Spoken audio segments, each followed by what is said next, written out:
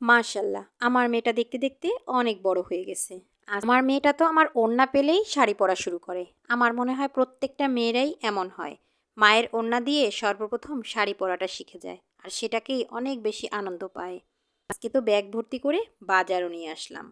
আর এদিকে টাটকা সবজি এনে সেই সবজি রান্নাও করলাম।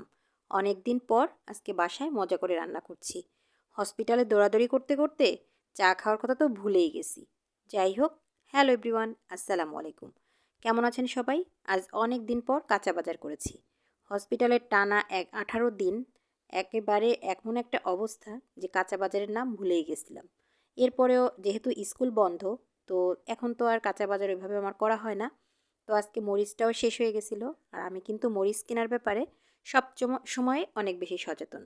এই যে যেমন ধরেন, মরিচ আমার খুব পছন্দ হতে হবে, যেমন কচকচ করবে, অনেক ঝাল হবে।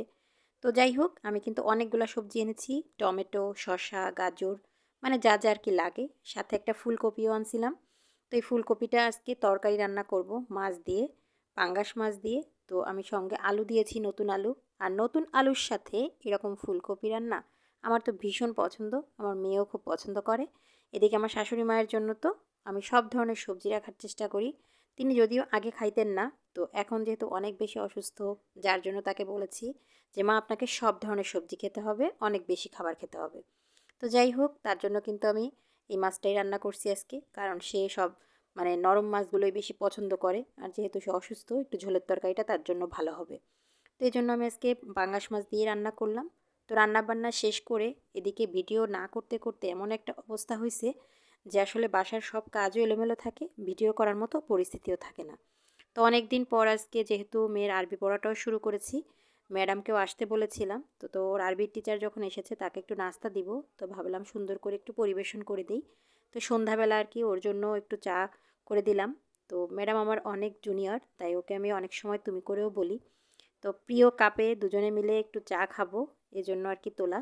ছবিও করলাম, ভিডিও তুললাম। তো এই তো, তারপরে হচ্ছে চা খাওয়ার পর নিজের আবার একটু ফুচকার আয়োজন করেছিলাম বাসাতেই। ফুচকাটা এত মজা হয়েছিল, ভীষণ ঝাল ছিল, কিন্তু খেতে ভীষণ টেস্টি ছিল। তো আজকে এই পর্যন্তই। এখন থেকে প্রতিদিন ছোট ছোট মিনি ব্লগগুলো আপনাদের সাথে শেয়ার করব।